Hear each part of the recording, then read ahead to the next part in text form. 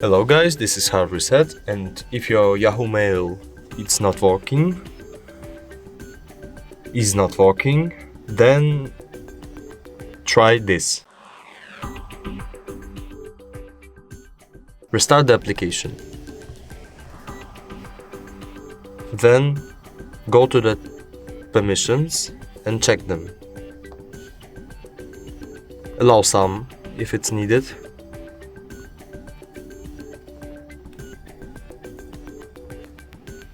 Then check your internet connection, and if it's good, try to reinstall the application.